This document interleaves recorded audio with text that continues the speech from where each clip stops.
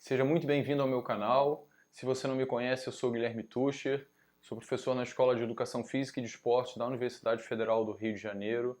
Lá eu trabalho com as disciplinas de ensino da natação, na graduação, trabalho também com pesquisa relacionada aos esportes aquáticos e sou coordenador do grupo de pesquisa em ciências dos esportes aquáticos. Ao longo desse meu tempo de atuação, tanto quanto professor ou treinador de natação, ou mesmo como professor no ensino superior, uma preocupação que eu sempre tive muito grande foi sobre como fazer essa iniciação das crianças à natação naquele momento, era a minha maior preocupação, e depois como fazer exatamente essa iniciação das crianças no mundo, nas experiências aquáticas. E é sobre isso que a gente vai conversar aqui hoje. O meu objetivo aqui com vocês são dois. Primeiro, fazer o lançamento do meu curso que está no meu site, é um novo curso chamado Adaptação ao Meio Aquático, Planejamento e Condução das Aulas. É um curso voltado à capacitação de professores que vão trabalhar com adaptação ao meio aquático, que trabalham com a iniciação à natação e aos esportes aquáticos, numa discussão que eu tenho certeza que você nunca viu.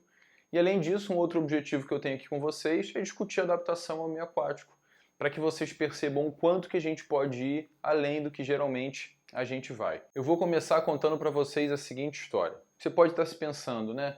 Poxa, Guilherme, mas a adaptação ao meio aquático é uma fase tão simples, tão rápida, tão comum. Por que valeria a pena a gente fazer um curso se o que a gente aprendeu na graduação às vezes não é o suficiente? Uma vez eu li um livro chamado A Estratégia do Oceano Azul. Esse livro não é da educação física, da área de gestão, da área de empreendimento, da área de marketing, mas a ideia desse livro era a seguinte: a maioria das vezes a gente está atuando, a gente está trabalhando numa área que ele chama de Oceano Vermelho. O que seria esse Oceano Vermelho? É uma área onde a competitividade entre os profissionais é muito grande, então é uma área extremamente concorrida. Geralmente é uma área onde as condições de trabalho não são adequadas, onde a gente trabalha muito e ganha pouco, então a hora-aula do professor ela é pequena.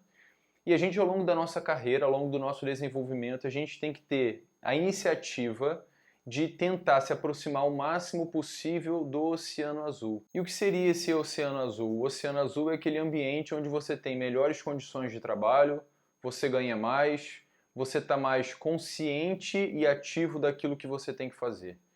E a única maneira, pessoal, sinceramente, de a gente migrar desse Oceano Vermelho, que é extremamente competitivo, desleal, onde você trabalha muito e ganha pouco, para um Oceano Azul, onde você continua trabalhando muito, mas você trabalha de forma mais assertiva, você é reconhecido pelo aquilo que você faz, porque você também oferece um trabalho melhor. Então a única maneira de mudar de um oceano para o outro é por meio do conhecimento. Então não tem como a gente fazer isso. A gente acreditar que somente os 4, 5 anos de graduação serão suficientes para que a gente mude realmente de comportamento, para que a gente entenda todo o processo de ensino, seja da natação ou seja de qualquer outro esporte, a gente está muito enganado. Então é importante que a gente continue estudando. E por que eu decidi começar pela adaptação ao meio aquático? No ano passado eu ofereci um curso no meu site gratuito sobre treinamento esportivo. E o curso bombou, mais de 150 pessoas, que é um número significativo para o tempo curto que o curso foi oferecido. Fizemos lives dentro do curso, então todo mundo gosta dessa parte de treinamento. Seja o treinamento esportivo como um todo, ou seja o treinamento da natação, né, a parte competitiva. Só que, sinceramente, pessoal, a minha intenção é tentar mudar um pouquinho o panorama que eu vejo, porque eu acredito que a gente pode fazer melhor. A gente pode alcançar um nível de excelência melhor. E para que a gente chegue lá, a gente tem que começar pelo início. Muitas vezes a gente vê as iniciativas no Brasil onde as pessoas querem mudar alguma coisa e ao invés de mudar pelo mais simples, pelo mais básico, pelo inicial, as pessoas querem fazer o que é mais difícil, querem mudar o planeta. Não, não precisa ser assim. A gente precisa começar com ações simples e essas ações simples vão se desenrolando e desenrolando quando a gente percebe, a gente fez até, por incrível que pareça, pouco para o grau de mudança que a gente conseguiu alcançar.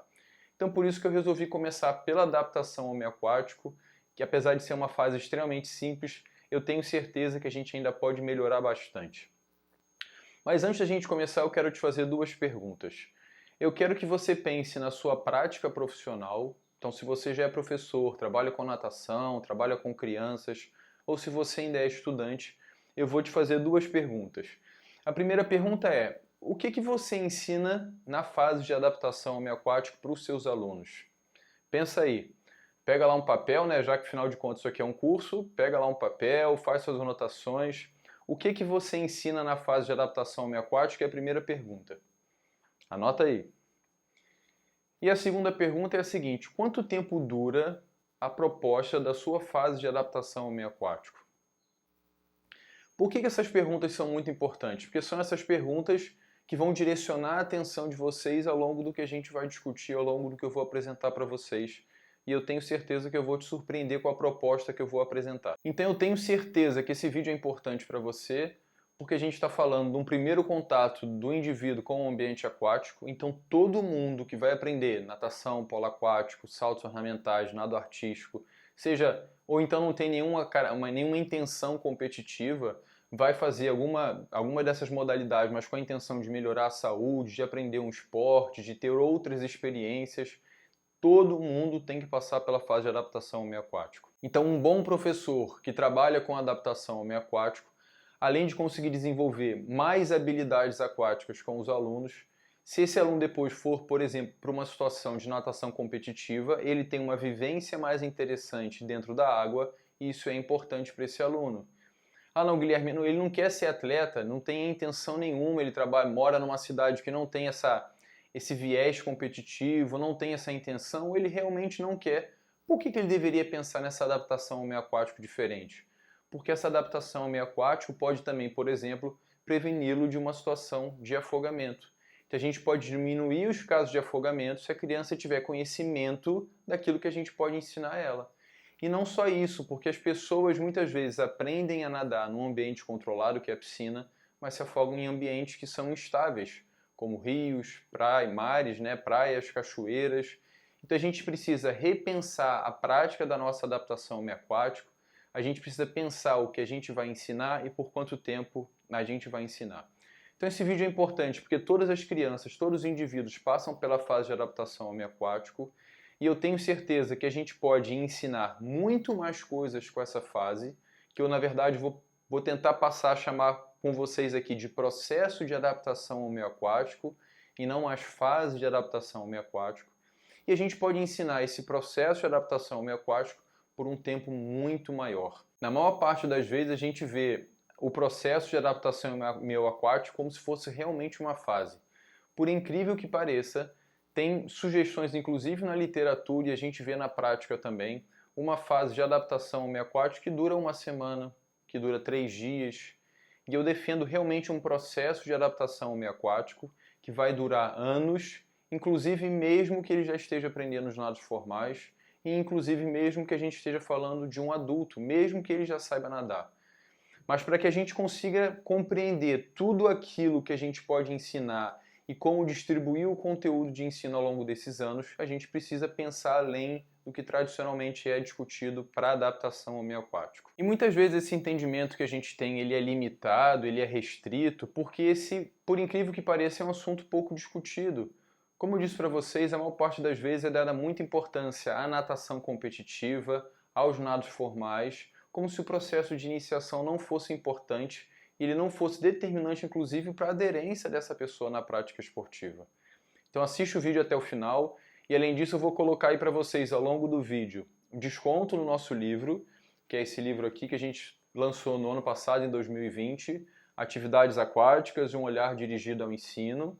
Então, ao longo do vídeo aí vai ter a possibilidade de vocês comprarem um livro com desconto e, além disso, de vocês fazerem o curso também com 35% de desconto. Mas tem que ficar até o final, tá certo? Nessa nossa discussão de hoje, a gente vai discutir sobre 4 pontos. O primeiro é o seguinte, ó, o que é a adaptação ao meio aquático? Poxa, Guilherme, isso é fácil. Vamos ver. Depois, por que é importante que a gente ensine a adaptação ao meio aquático? Então, por que é importante?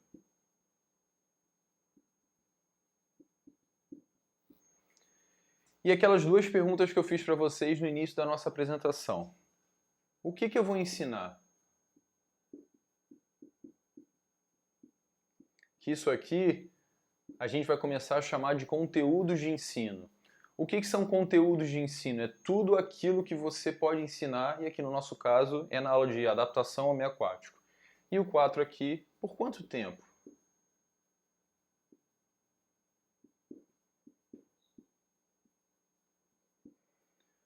Legal? Essas duas perguntas aqui eu já fiz para que vocês conflitem o entendimento, o conhecimento que vocês têm com o que eu vou apresentar aqui agora, para que vocês percebam se vocês concordam com o que eu vou dizer ou não. Então, antes da gente começar, mais uma vez, lembre que isso aqui é um vídeo de promoção, de lançamento de um curso que eu estou oferecendo lá no meu site, que é guilhermetuscher.com.br. Veja aí na descrição desse vídeo.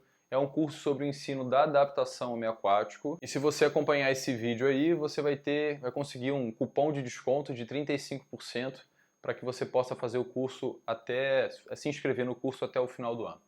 Vamos lá, vamos falar desse primeiro ponto aqui. Então, o que é adaptação ao meio aquático, pessoal? A adaptação ao meio aquático é chamada também de adaptação ao meio líquido, de familiarização, de iniciação. É uma fase, como eu disse para vocês, apesar de eu estar mais atualmente chamando de processo, é uma fase que vai separar, talvez, aquele indivíduo que nunca fez atividade no ambiente aquático do indivíduo que está começando a fazer qualquer tipo de atividade no ambiente aquático. Então é um momento de transição da terra para a água e daqui a pouco a gente vai discutir por que isso é importante. Essa adaptação ao meio aquático, de uma maneira geral, tem por objetivo gerar ou desenvolver autonomia aquática nos indivíduos. Apesar dessa palavra autonomia ser bem interessante, porque mostra que o indivíduo deveria ter condições de fazer qualquer coisa dentro da água, infelizmente, geralmente, a adaptação ao meio aquática é feita assim, ó, adaptação ao meio aquático, ensino da natação. E vamos entender a natação aqui como o ensino do crawl, do costas, do peito e de borboleta. Então a adaptação ao meio aquático é vista muitas vezes como uma fase preparatória para o ensino dos nados formais. Então qual é a ideia do professor? Opa, se isso aqui na verdade não é o mais importante, se o importante é o ensino da natação, quanto mais rápido isso aqui acontecer, menos tempo eu estou perdendo. Porque o que interessa é a natação. E essa percepção é tão interessante que até muitas vezes os próprios pais cobram esse tipo de comportamento do professor. Os pais veem os filhos fazendo atividades na fase de adaptação ao meio aquático, que muitas vezes, principalmente para as crianças, né, para as crianças mais novas, são atividades lúdicas ou atividades não tão diretivas, e o pai pensa que o professor está enrolando, que a criança está perdendo tempo, porque o que interessa é isso aqui. Muitas vezes, a intenção seria que o professor tivesse condições de argumentar com os pais, argumentar com o gestor da escola de natação, para que ele defendesse aquilo que ele está ensinando e o porquê daquilo. Mas, sinceramente, pessoal, muitas vezes o próprio professor não sabe. Ele está, na verdade, repetindo alguma coisa que ele aprendeu na graduação, que ele ouviu alguém falar, que ele viu alguma postagem no Instagram, mas ele ainda não consegue compreender exatamente por que isso aqui é importante, que é o que a gente vai discutir daqui a pouco, e o que a gente deveria ensinar na fase de adaptação ao meio aquático. Então essa ideia de preparar o indivíduo para a aprendizagem dos nados, de preparar o indivíduo para que ele possa fazer atividades no ambiente aquático, para que o indivíduo adquira autonomia no ambiente aquático, são conceitos relativamente mais antigos. O que eu gostaria que a gente começasse a pensar agora? Que a fase de adaptação ao meio aquático ela é importante porque é esse primeiro contato do indivíduo com o ambiente aquático, mas a gente deveria tentar desenvolver nessas crianças, nesses alunos, o que a gente vai passar a chamar de competência motora aquática. É um nome que talvez esteja bem próximo aí da ideia de autonomia, é um nome relativamente mais novo, mas o que a gente vai entender por competência? Que competência é um passo adiante do termo chamado habilidade. Então a gente vai tentar, ou a gente deveria, né, na fase de adaptação ao meio aquático, ensinar habilidades aquáticas básicas e ao longo do processo de adaptação ao meio aquático, o que a gente quer é que essas habilidades tenham condições de garantir competência motora aquática para o nosso aluno. Então as habilidades por si só, elas são importantes, mas não são suficientes para que você resolva problemas dentro da água, que é a proposta da competência motora aquática. É como se a gente fizesse o seguinte, uma criança ela pode saber as letras A, B, C, né, qualquer letra, Só que isso por si só não é garantia de que ela sabe ler. E mesmo que ela conheça também algumas palavras, isso não é uma garantia necessariamente de que ela consegue compreender uma frase, de que ela consegue compreender um parágrafo e de que ela consegue compreender um texto.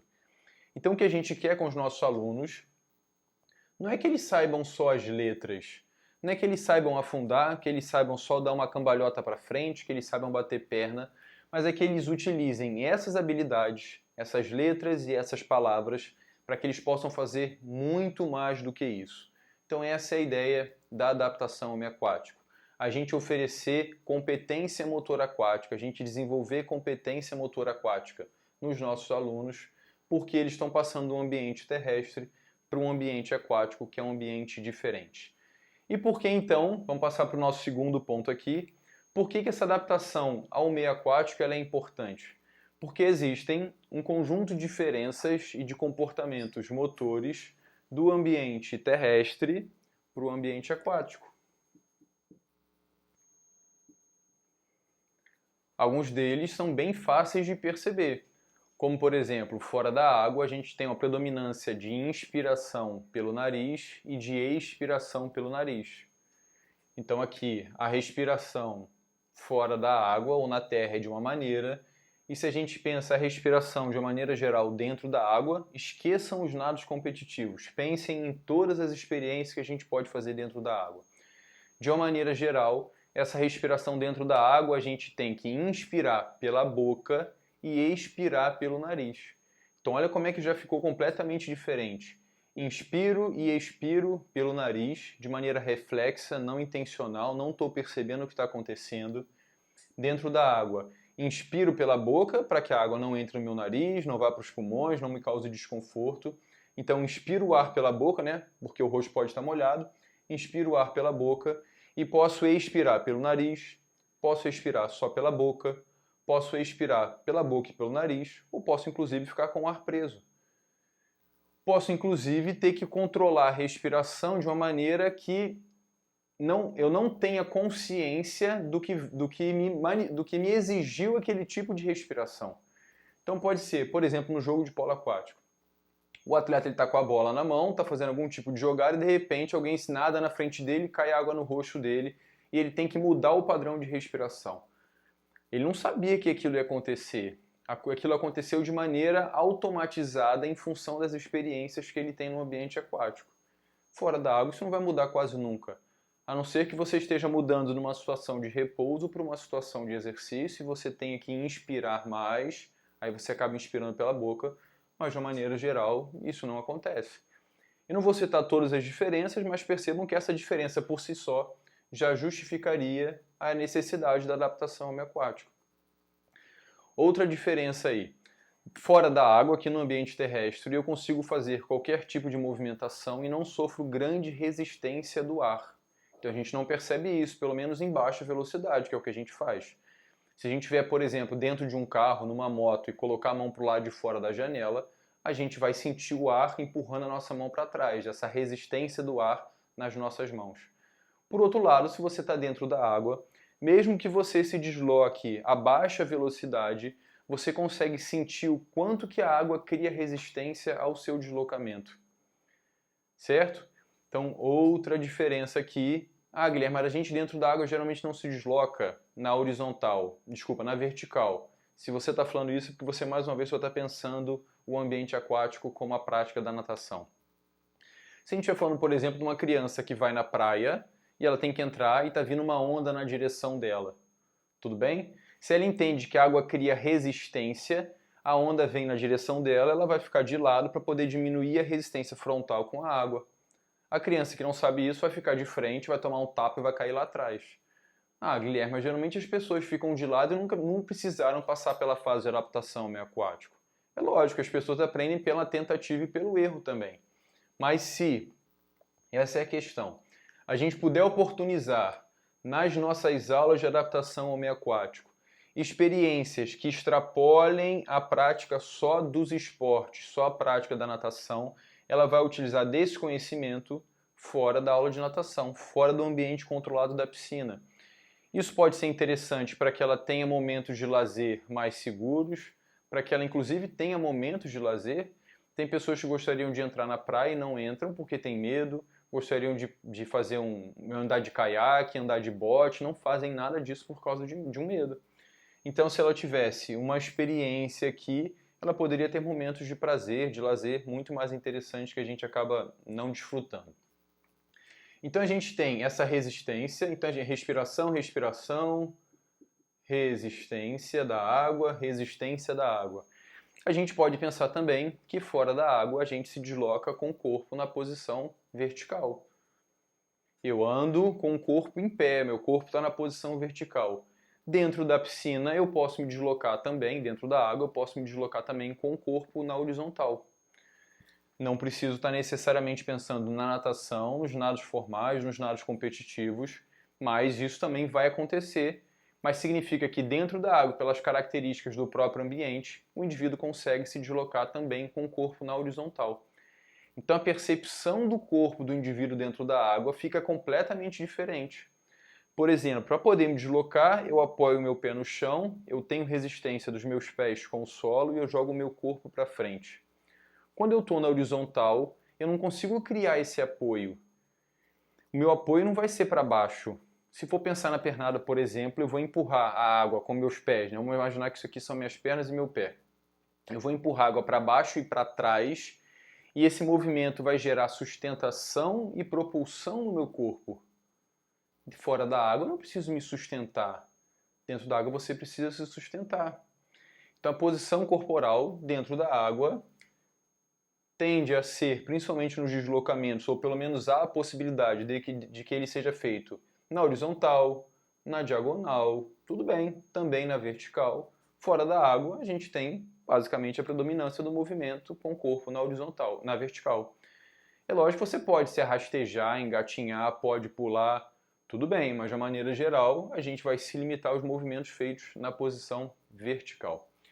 Outra coisa que a gente tem que pensar aqui, que fora da água a gente só sofre ação da força da gravidade.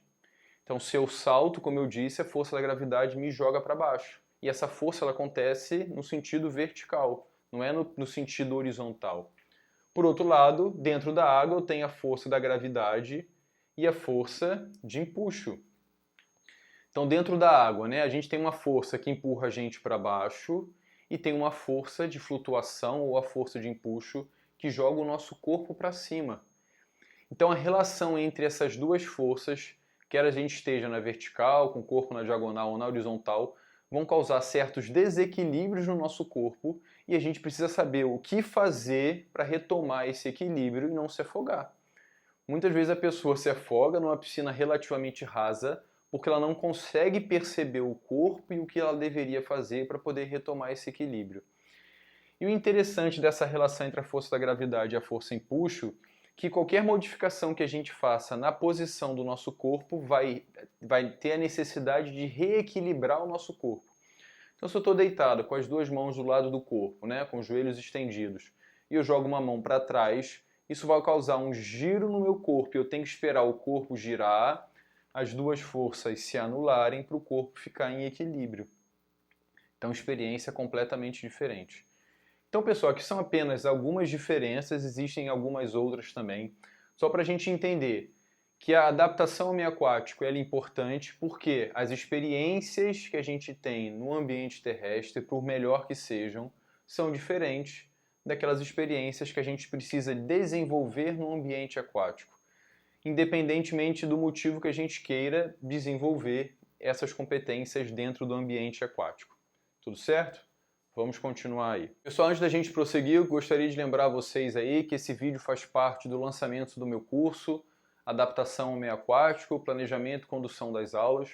É um curso que está lá no meu site, é um curso de 12 horas, então é um curso bem interessante, que ele tem um tempo mínimo aí de realização de 7 semanas.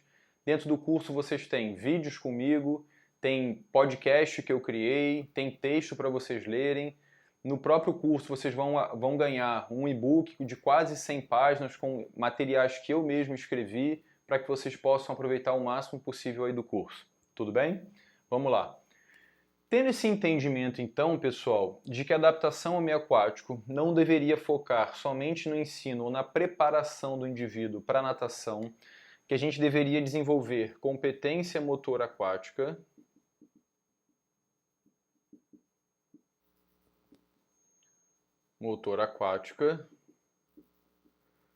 a grande questão é, então, levando em consideração essas diferenças e de que a natação não deveria, a adaptação ao meio aquático, desculpa, não deveria focar ou não ser só um momento preparatório para o ensino da natação e que a gente deveria pensar no ensino da competência motora aquática.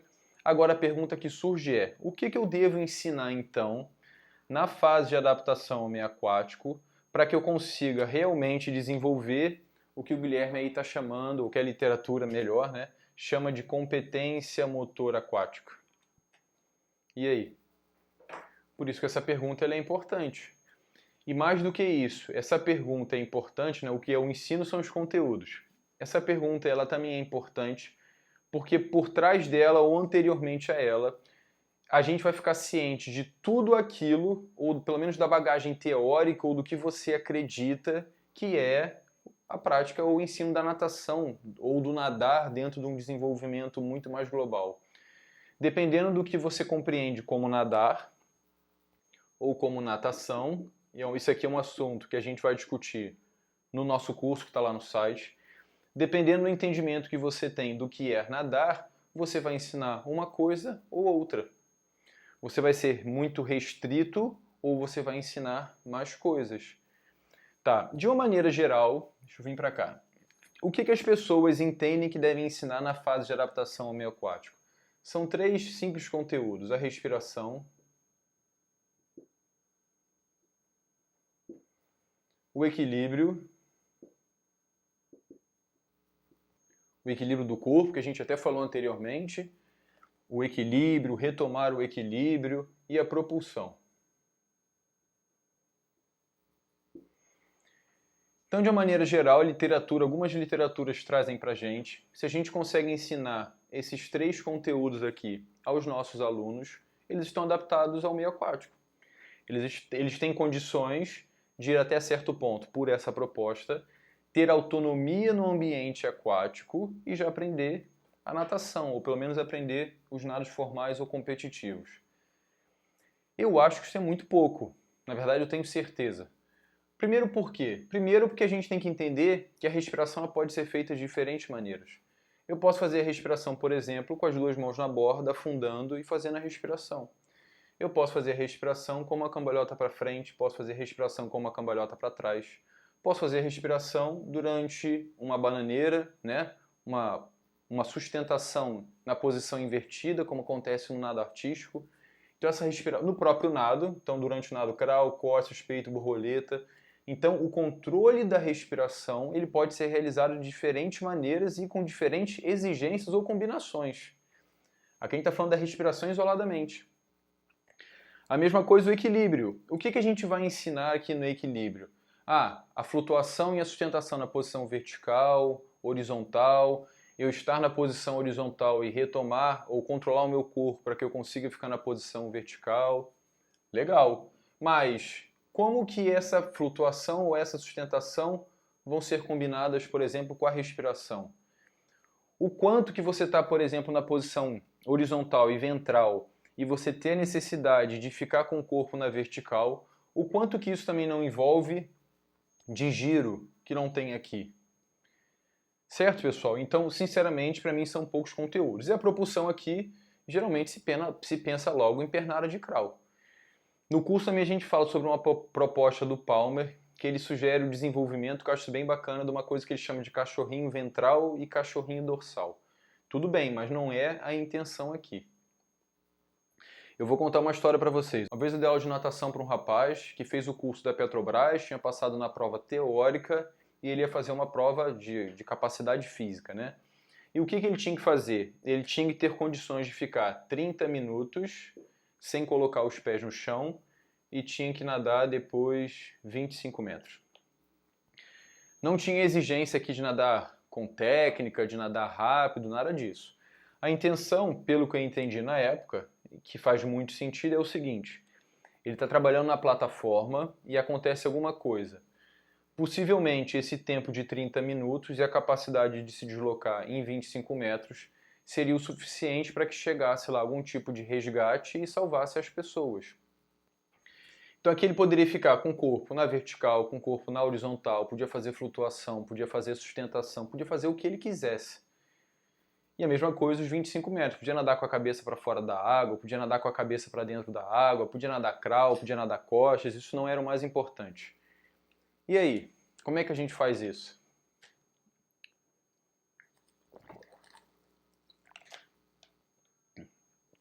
O que eu fiz com ele, pessoal? Eu mostrei para ele, e ele não sabia nadar, não sabia fazer nada dentro da água, esse que era o maior problema. Então o outro desafio era, eu falei com ele na época, eu não vou te adaptar a um ambiente aquático. É igual a prova de autoescola, né, de carro. Eu vou te ensinar a passar na prova, tudo bem? Depois você deveria procurar uma outra escola de natação, procurar um professor de natação e continuar o seu processo de aprendizagem. Então para esses 30 minutos aqui, eu ensinei a ficar fazendo sustentação na vertical, usar as pernas, usar os braços. Só que o que acontecia? 30 minutos é bastante tempo. É lógico que a gente não começou com 30, a gente foi progredindo. Ele cansava os braços e as pernas, ele começava a afundar e a água começava a bater próxima do rosto dele, porque o ideal seria que a água estivesse aqui próxima do peito, e ele ficava desesperado. Aí eu ensinei a ele justamente a girar o corpo e ficar na horizontal. Então ele ficava boiando com o rosto fora da água, controlando a respiração. Ensinei para ele a importância do controle da respiração. O que acontece quando a gente inspira com o nosso corpo, né? O que acontece? Ele flutua porque diminui a densidade.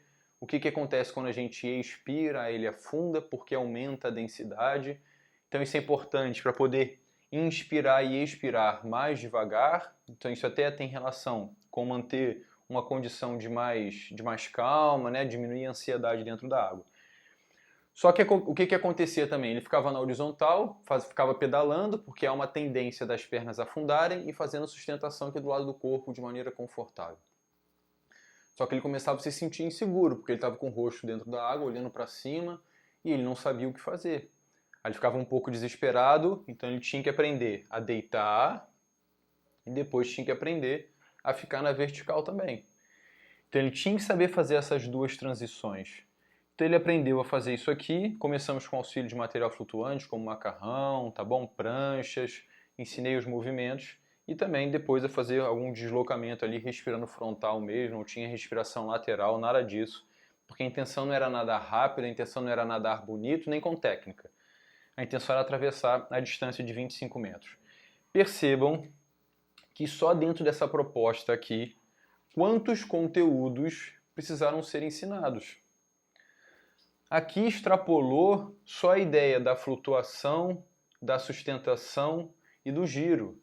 Porque além disso aqui, que eu chamo de conteúdos procedimentais, eu precisei desenvolver com ele também conteúdos que eu chamo de conteúdos conceituais. Então ele precisava entender o que era flutuação, quais são as melhores maneiras de você garantir uma melhor flutuação, o que é sustentação, como a gente movimenta o nosso corpo para poder fazer a sustentação. Eu precisei que ele compreendesse, que ele entendesse, que são as palavras-chave aí desses objetivos conceituais. O que fazer com o corpo para que ele pudesse fazer esse meio giro de mudança de posição vertical para horizontal com mais facilidade. Então, por exemplo, ele teve que entender, mesmo que ele ainda não soubesse fazer, ele teve que entender que se ele flexiona o pescoço, há uma tendência do corpo dele girar. Pô, bacana, então isso vai me ajudar, se eu estou na horizontal, vai me ajudar a ficar na vertical. Só que ele precisava entender também, se ele não flexiona o quadril e o joelho, se ele fica com o joelho e o quadril estendidos, isso vai dificultar o giro. Então ele entendeu que ele deveria fazer flexão de joelho e de quadril para o corpo dele girar com mais facilidade. E para deitar o oposto. Então ele entendeu que se ele está na vertical, se ele joga a cabeça para trás e se ele também flexiona o quadril e o joelho, o corpo dele gira. Então são conteúdos conceituais e procedimentais. Nesse simples, ficar 30 minutos sem colocar os pés no chão. Agora vamos imaginar, deixa eu apagar aqui para a gente ter mais espaço. Vamos imaginar que a gente pode ensinar, ou que a gente deveria ensinar, na fase de adaptação ao meio aquático, qualquer necessidade ou todas as experiências que o indivíduo possa vir a ter no ambiente aquático. Então a gente vai ter aqui adaptação ao meio aquático, que eu vou apresentar para vocês os conteúdos que eu sugiro que vocês ensinem. Essa adaptação ao meio aquático, ao invés de ser vista dentro de uma proposta pequenininha e que esteja relacionada só com o ensino dos nados, ela vai ser vista dentro de uma proposta bem mais ampla, que abarque aí qualquer experiência que possa ser feita dentro da água. E quando eu falo água, eu estou falando de praia, estou falando de piscina, de rio, estou falando de cachoeira, estou falando de uma piscina com onda, qualquer tipo de experiência. Então a gente pode estar pensando aqui em todos os esportes aquáticos de piscina, a gente pode estar pensando nos esportes aquáticos que são praticados fora da piscina, ou nos esportes talvez náuticos, né? A gente pode estar pensando aqui no indivíduo que faz surf, e o saber nadar dentro da ideia de uma adaptação ao meio aquático mais ampla, para ele é interessante. Mesmo que ele não saiba fazer o nado de crawl, se acontece alguma coisa com a prancha dele, o strap arrebenta, por exemplo, e ele está lá depois da arrebentação, não consegue voltar, o mar está agitado. Ele vai ficar fazendo sustentação e flutuação, pode se deslocar de um lugar para o outro até esperar que alguém vá lá ajudá-lo. Isso é adaptação ao meio aquático dentro da proposta que a gente está discutindo. Ele pode também gostar de fazer mergulho. Opa, que conteúdos eu poderia desenvolver com os meus alunos? Imagina aqui de 4, 5, 6 anos, para que eles conseguissem fazer o mergulho. Poxa, se ele soubesse utilizar um snorkel, seja ele frontal ou seja lateral, seria bacana. Seria. Isso está dentro do quê? Da respiração. Então, respiração, pessoal, não é só segurar na borda e fazer 10 bolinhas. Isso é muito pouco. Isso é também um conteúdo da fase de adaptação ao meio aquático. Mas o que a gente vai entender? Que existem conteúdos que são simples e existem conteúdos que são complexos. O que a gente precisa começar a entender é o seguinte: como eu torno o ensino de um conteúdo simples, como eu torno o ensino de um conteúdo complexo. Se eu passo a ter esse entendimento, eu vou precisar de muito mais tempo para ensinar a adaptação ao meio aquático do que geralmente a gente faz. Então aqui eu posso pensar no surf, no mergulho, no caiaque, posso pensar nos nados formais, posso pensar no polo aquático, posso pensar no nado artístico, posso pensar no remo, posso pensar no bodyboard, posso pensar no surf, como eu falei, posso pensar na canoa havaiana, posso pensar no stand-up paddle, qualquer tipo de experiência que ele possa praticar dentro da água. E além disso aqui, a gente vai estar desenvolvendo ao mesmo tempo, deixa eu apagar aqui, não só os conteúdos procedimentais, que são relacionados ao saber fazer. Então a gente precisa desenvolver os procedimentais, conteúdos procedimentais, mas também os conceituais e os atitudinais, que a gente não falou ainda.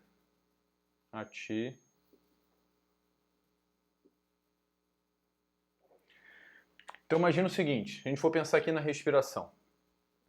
A criança ela tem que fazer a respiração, tem que saber fazer a respiração. Esse saber fazer a respiração está relacionado a um objetivo procedimental. Só que associado a esse objetivo procedimental de saber fazer 10 respirações com a mão na borda, puxando o ar ou inspirando pela boca, fora da água e expirando pelo nariz debaixo da água, ela precisa compreender, por exemplo, que existe diferença na respiração aquática e terrestre. Essa simples compreensão vai fazer possivelmente que ela faça aquilo melhor. Tudo bem? Ah, Guilherme, mas caramba, como é que eu nunca pensei nisso? Como é que isso é simples? É simples, mas nem tanto. Por quê? Porque como eu escrevi aqui que os exercícios podem ser simples até complexos, esses objetivos conceituais também podem ser extremamente complexos. Então o que a gente vai fazer? Conteúdos simples, sejam procedimentais, conceituais e atitudinais, ficam mais para o início do processo de adaptação ao meio aquático. Nós teremos conteúdos aqui que a gente pode chamar de intermediários, que também estão relacionados aos procedimentais, conceituais e atitudinais, e temos conteúdos mais complexos, que seria no meio do processo, e temos conteúdos ou uma combinação de procedimentos, conceitos e atitudes que vão fazer com que a atividade em si seja mais complexa e deva ser ensinada para as crianças, para os adultos ou para os adolescentes, para os indivíduos com um pouquinho mais de habilidade. Depois que eu tenho esse entendimento, eu consigo saber o quanto de tempo que eu preciso e eu consigo fazer uma coisa importante que a gente vai chamar aí de planejamento ou organização do nosso ensino. Tudo bem, Guilherme, mas o que a gente tem que ensinar então na adaptação ao meio aquático? A minha sugestão para vocês é descoberta do meio,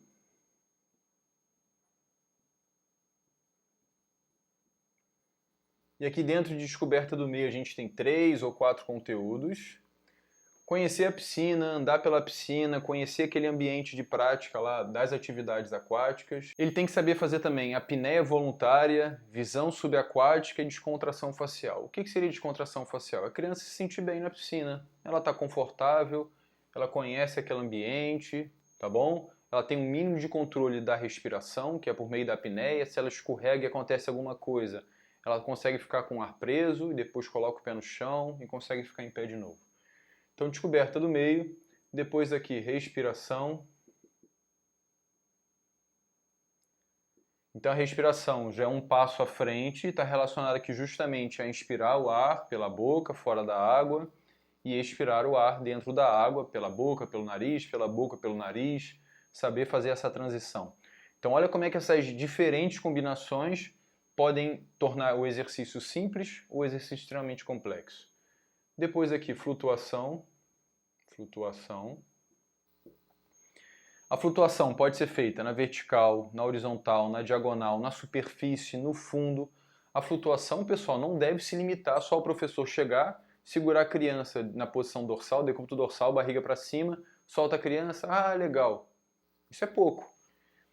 Então a flutuação, se a gente for pensar em procedimental e conceitual, no conceitual, por exemplo, ela vai compreender, tem que entender o que acontece para o corpo flutuar, por que às vezes uma criança não consegue flutuar, mas um navio, um transatlântico flutua, o que é essa tal de densidade, não é essa tal liberdade não, o que é essa tal de densidade. Então aquilo que a gente cobra também depende do nível da criança que a gente está falando. Para as crianças mais novas, por exemplo, ela pode só compreender que quando ela está com o ar preso, ela flutua com mais facilidade do que quando ela expira o ar. Por outro lado, se a gente está falando com crianças de 11, 12, 13 anos adultos, a gente pode explicar para ela que a densidade é a relação entre a massa e o volume de um corpo. Então a gente está dando um passo além, a gente não vai virar professor de física, professor de matemática, nada disso, mas ela vai compreender a massa corporal dela, né? Ela vai compreender se ela altera o volume, por exemplo, dela, inspirando ou expirando, ela altera a densidade. Por isso ela flutua ou não com mais facilidade. Sustentação. Sustentação não é a mesma coisa que flutuação. Aí que eu quero destacar um ponto importante sobre a flutuação que eu esqueci. Eu não tenho certeza ainda se a gente consegue ensinar a flutuação, o procedimental da flutuação, porque, como eu disse, a flutuação depende da densidade corporal da pessoa. Mas eu acho, na verdade eu tenho certeza, que ela consegue compreender a diferença entre flutuar com as mãos do lado do corpo, com as mãos para cima, flutuar na posição ventral, dorsal, na diagonal, se ela cruza as pernas. Então isso tudo ela consegue compreender, ela consegue até compreender como assumir uma melhor posição corporal possível para poder tentar fazer a flutuação dela da melhor maneira possível. Mas isso varia de pessoa para pessoa. Tem criança que não vai saber fazer nada na piscina, mas em função da densidade corporal dela, vai flutuar muito bem. Tem crianças que podem até ter uma melhor autonomia no ambiente aquático, mas em função da densidade corporal dela, não consegue flutuar. Então isso não tem muito a ver com saber ou não flutuar, porque depende da composição corporal. Por outro lado, a sustentação é um conteúdo que a gente tem que ensinar. Sustentação vertical, horizontal, na diagonal, no fundo, no raso, com deslocamento, com um pouco de sem deslocamento, com um pouco de deslocamento. Por que um pouco? Senão vira propulsão, e essa não é a intenção. Então a gente ensinar como é que utiliza aqui só um braço para se manter sustentando, os dois braços, só as pernas, só um braço e uma perna. Imagina que a criança está passando por uma situação de afogamento e ela não tem como utilizar as mãos, ela está machucada ou precisa fazer alguma coisa, ela só tem que se sustentar utilizando as pernas. Opa, ainda bem que o tio Guilherme lá na aula de natação me ensinou a fazer sustentação só utilizando os membros inferiores e agora eu posso utilizar as mãos para fazer alguma outra coisa. Eu posso fazer utilização da flutuação, da sustentação e da respiração para poder desenvolver, para poder resolver um problema motor, que é o que a gente chamou de competência motora aquática, aqui na praia, brincando com meu irmão, porque eu aprendi isso lá na aula de natação. E associado a isso tudo, como a gente tem discutido, conceito. Então não é porque necessariamente a criança sabe fazer alguma coisa que ela vai, de maneira inconsequente, se submeter a uma situação de risco no ambiente aquático, na praia e vir a morrer afogada. Não. Porque ao mesmo tempo que a gente desenvolve procedimentos, a gente ensina para ela conceitos. Ela vai entender que aquilo é perigoso, que ela não deve fazer, e ela vai ter comportamentos e valores, que é a parte atitudinal, que são coerentes com o procedimento e com o conceito. Então, para a gente fechar aqui, descoberta do meio, respiração, flutuação, sustentação, giro. Deixa eu inverter, que eu prefiro invertido. Isso aqui é uma proposta de ordenação pedagógica, mas nada te impede, a partir daquilo que você acredita, que você inverta algum desses conteúdos. Então, deslize, giro, salto e propulsão. Para a gente fechar essa terceira parte aqui, uma coisa importante de vocês terem em mente. Quando eu falo em deslize, eu não estou falando do deslize para nadar. Eu não estou falando que o deslize já tem que ser feito necessariamente com as duas mãos para frente, as mãos sobrepostas, pressionando a orelha. Não tem que ser necessariamente assim. Qualquer tipo de deslize pode ser e deve ser estimulado nessa fase. Então pode ser que o aluno empurre a borda, empurre o chão da piscina, o professor empurre a criança, o professor puxe a criança com posições boas, com posições ruins, para que ela compreenda por que uma posição é melhor do que a outra. Para que ela compreenda que a água cria resistência ao deslocamento dela e por isso que manter uma posição corporal adequada é importante para você ter o máximo de efetividade do deslize. O giro não tem nada a ver com saber fazer a virada olímpica dos nados de crawl, a virada olímpica do crawl, a virada do costas, ou o giro do peito do borboleta. Giro pode ser mudança da posição ventral para a posição dorsal. Giro pode ser um meio giro, como eu falei para vocês, para frente, para trás, pode ser no eixo longitudinal, pode ser um giro completo. Tudo isso é giro. Se a gente entende que a adaptação ao meio aquático só deve pensar no ensino dos nados, você vai ter uma criança de 3 anos que você está ensinando para ela aqui cambalhota, só cambalhota, porque ela tem que fazer a virada olímpica. E a cambalhota, pessoal, por incrível que pareça, dentro daquela ideia que a gente falou, do simples ao complexo, a cambalhota ela está aqui, ó, no complexo. Por quê? Percebam o seguinte, giro. Para poder chegar no giro, olha quantos conteúdos foram desenvolvidos anteriormente.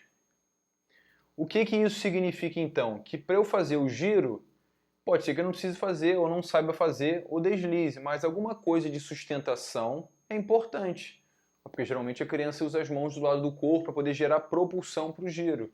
Então, opa, o giro pode ser importante. O controle da respiração é importantíssimo. Por isso que existe uma ordenação ou um ordenamento naquilo que a gente tem que ensinar. Eu não posso ensinar tudo ao mesmo tempo, eu não posso bagunçar essa ordem, porque senão a criança não vai aprender da melhor maneira possível. A mesma coisa aqui em relação ao salto. O salto não significa ensinar a saída de bloco, não tem nada a ver. A gente não está ensinando os nados, a gente está na fase de adaptação ao meio aquático. Se a gente tiver isso em mente, deslize, giro, salto, propulsão, a gente só vai querer ensinar conteúdos dos nados formais, e a ideia não é essa. Ou se você estivesse pensando aqui em surf, no esporte surf, quando chegar em propulsão, você só vai querer ensinar conteúdos do surf, e a ideia não é essa.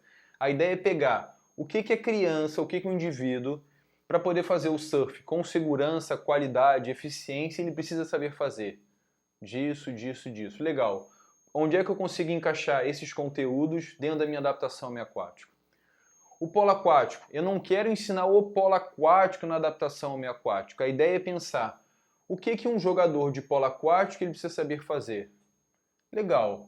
Onde é que isso aqui está dentro da minha adaptação ao meio aquático? Então eu vou pegar, por exemplo, aqui atividades de sustentação que são importantes no polo aquático e vou colocar aqui na sustentação. Não é fazer sustentação em egg beater necessariamente, é ter experiências de sustentação na posição vertical, na posição diagonal. Eu posso utilizar uma bola, posso utilizar um material flutuante, não tem problema algum. Bodyboard, a mesma coisa. Que conteúdos que o indivíduo precisa saber aqui que eu posso trazer para a respiração? Prevenção de afogamentos. O que eu tenho que saber aqui? Isso é uma coisa que eu discuto bastante no curso. O que o indivíduo precisa saber aqui para que a gente traga para ser conteúdo de ensino? Não só os procedimentais, mas os conceituais e os atitudinais. Certo?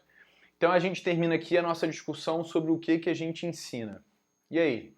Está coerente? Está dentro daquilo que você sugere, dentro daquilo que você ensina?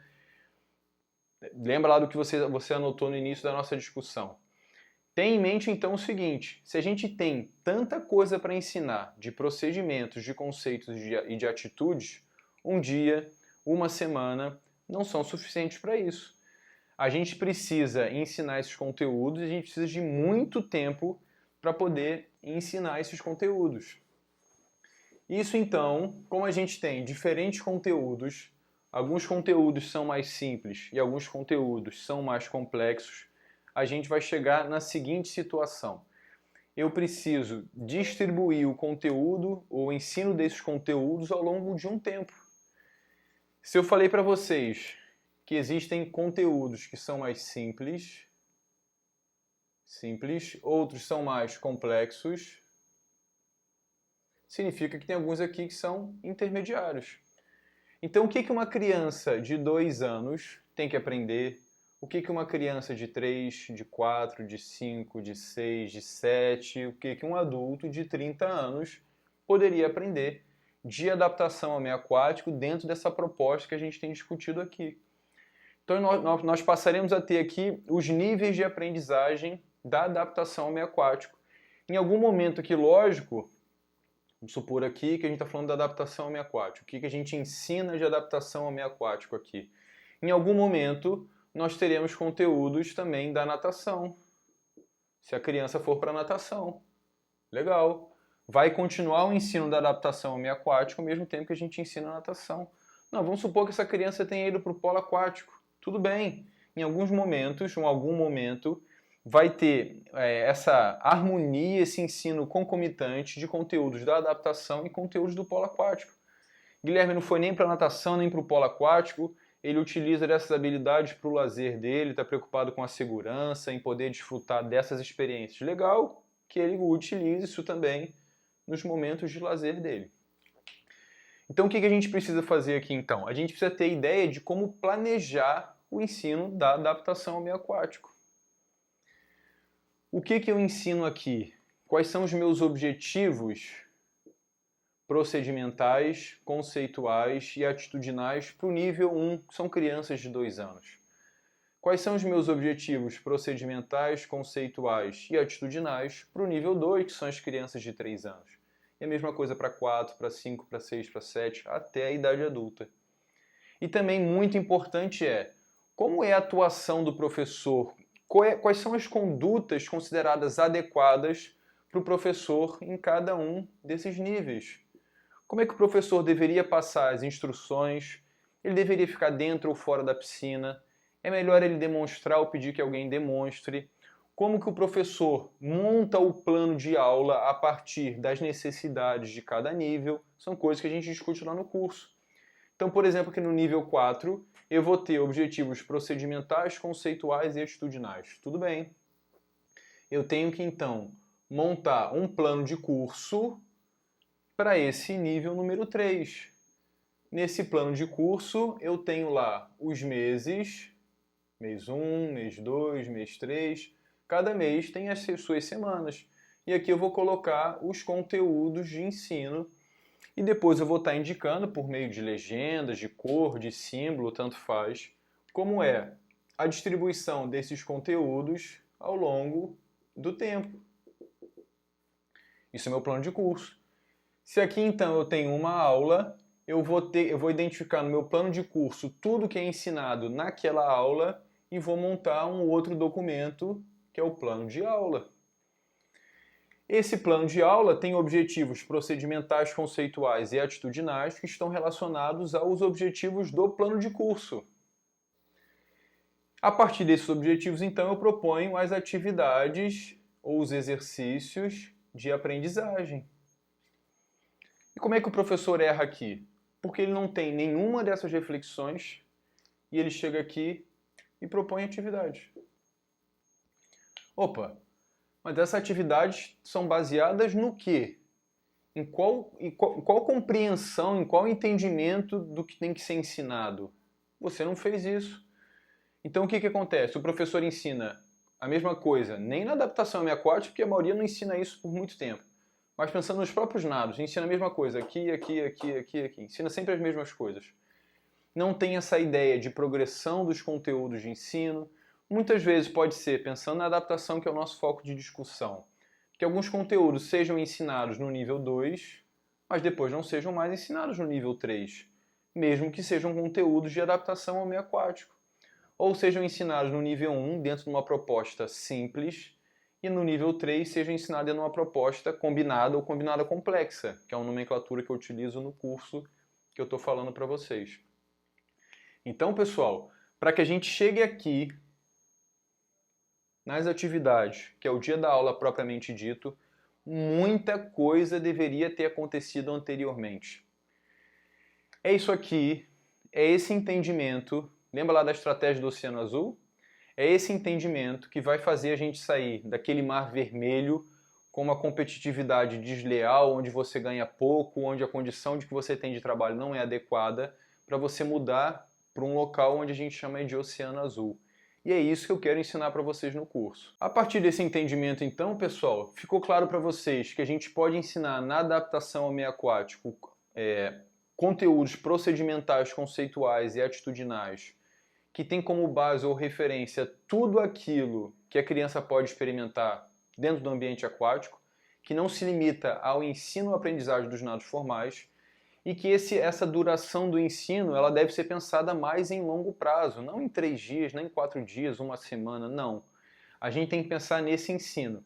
Para que esse ensino, então, em longo prazo, seja feito com qualidade, a gente precisa ter uma proposta de planejamento, fazer planos de cursos, e depois fazer os nossos planos de aula. E é isso aí que vai te levar à excelência no ensino da adaptação ao meio aquático. Para a gente poder fechar então, pessoal, mais uma vez, obrigado aí pela participação de vocês. O curso está disponível lá no meu site a partir de agora. Para você conseguir os 35% de desconto para poder realizar o curso Adaptação ao Meio Aquático, Planejamento e Condução das Aulas lá no meu site, você clica aí na descrição do vídeo, vai sair o bannerzinho para você ter esse desconto. Lembra também que é um curso que ele foi montado em 12 horas, tudo bem? Então não é um curso de 1 hora, não é um curso de 30 minutos, é um curso de 12 horas, onde vocês têm videoaulas comigo, vocês têm textos, vocês têm um podcast, vocês ganham lá para poder realizar o curso, ao realizar o curso, um e-book que eu mesmo escrevi. Então, cada uma das atividades foi pensada, foi planejada para que vocês tivessem o máximo de proveito possível. Além disso, eu disse para vocês também que aqui embaixo você consegue um cupom de desconto para poder comprar o nosso livro, Atividades Aquáticas, um olhar dirigido ao ensino, e você consegue um desconto ainda maior para poder comprar o livro lá se você estiver fazendo o curso. Então, dentro do curso, lá nas primeiras semanas, você tem direito ao e-book para você fazer a leitura como parte das atividades, e chegando ao final, você tem direito a comprar o livro com ainda mais desconto. Muito obrigado pela visita de vocês, independentemente de vocês forem fazer o curso ou não, espero que a nossa discussão tenha sido útil. Eu tenho certeza que quem fizer esse curso, adquirir esse conhecimento, esse vai ser um divisor de água na atuação profissional de vocês, mas de qualquer maneira, lembre, a intenção é chegar lá no Oceano Azul. Então a proposta é, vou adquirir o conhecimento e vou colocar esse conhecimento em prática. Muitas vezes a gente sabe o que tem que fazer, mas a gente não faz. Então, o meu desafio para vocês é adquiram um conhecimento com o curso para que vocês saibam o que fazer e coloquem isso em prática. Tudo bem, pessoal? Mais uma vez, obrigado. Se você tem lá um amigo que possa se beneficiar com a discussão dessa apresentação e do curso, me ajude a compartilhar esse material, por favor. Um abraço.